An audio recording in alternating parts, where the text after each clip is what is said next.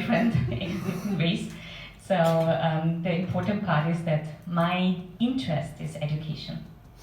And when it comes to the interest in education, it is especially with the K-12, starting with the very, very young ones, starting at the age of 1 and earlier, because the first years of life, as we all know, are the most important ones. So we cannot be careful enough to really care for those children properly. And this is actually how I see my function.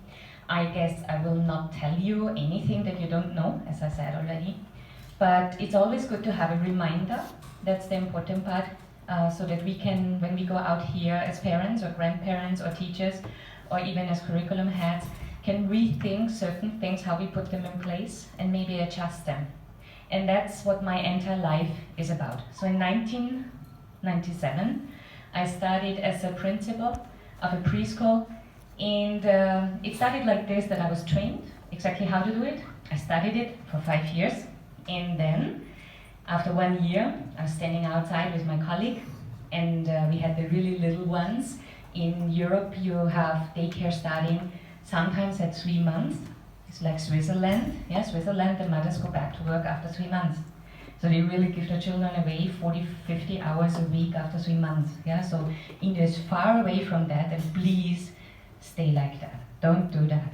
Yeah, so it's really not good. And from my viewpoint, not good. So then we had the children up to 3.5, 4 years. And the main study, when you study education for till now, is on the age from 3 up.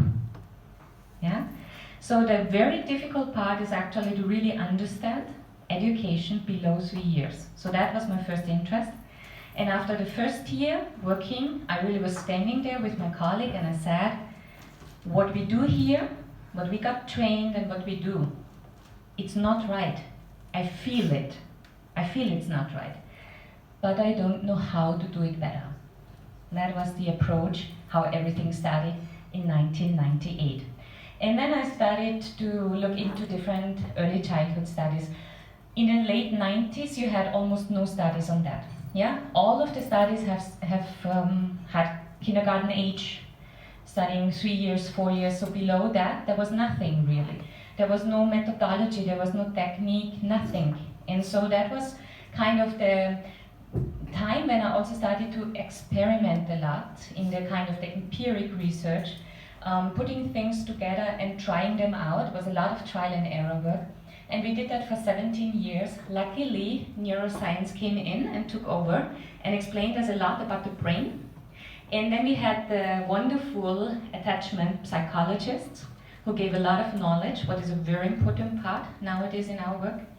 And we had the children themselves, who were the most important one. And a lot of observation, documentation was done over many years to really understand how, what, and what not. And this is how TLI Pedagogics came into place. So TLI Pedagogics is just a name. It's a name I give to the methodology how we train people. But nowadays, really luckily, there are so many different people out there who understand how to do it and begin doing it in that way. So you might have heard, as I said, many things already. So that is what I think is good, because the more we are, the faster we can change the world. And that's what it is, the world for the children. Okay, the first question I want to ask you, who are we meant to be? That is one of the big questions that we have to ask when a baby is born. Who is this little baby meant to be? And who actually is influencing how this little baby will grow up, and what will happen to the baby, and how it will develop, and what it will become. And if we look at all of these studies, and I looked really, I don't know how many hundreds and hundreds of pages of studies I read. When you look back in history, 20 years later, 40 years later, 50 years later, everything is called nonsense. Yeah? It's completely put away, and it's all made new. So we have to understand that we are still not really completely understanding what is the best. And so for my work, I put this topic completely away. It's not about trying to do the best, the most wonderful one. It's just to try it according to all of our knowledge and understanding the best we can in this present moment with what we have. And that is one of the first things I want to give to parents and grandparents. Never do what the teacher tells you. Yeah? Always do what you feel right. Yeah, that's the important thing, because there's kind of a feeling. Yeah, so many of you, I guess, are also mothers and fathers, not only teachers. Yeah, and so sometimes it was good not to do what you were trained, isn't it? So it was good to follow your intuition, and that is a part also of our evaluation that we had. We followed a lot of the intuitive setting, and we felt that many things are happening really better. We had a wonderful thing happening in 2010 when I just got into one of the preschools as a consultant to restructure this preschool 4 years to the new way of education, you can say, from a very conservative, took 4 years. Yeah. Why did it take 4 years? Because when you have a mindset as a teacher, now we all know that, it's difficult to change. Yeah? And it's slow to adapt. Yeah? Because you have your ideas, your fixed ideas. We also see this in parents and grandparents sometimes. Grandparents have the fixed ideas how to do it, isn't it? Parents have the fixed ideas how to do it. So yeah, that's also kind of a negotiation part between the two, yeah, to work that out. Okay.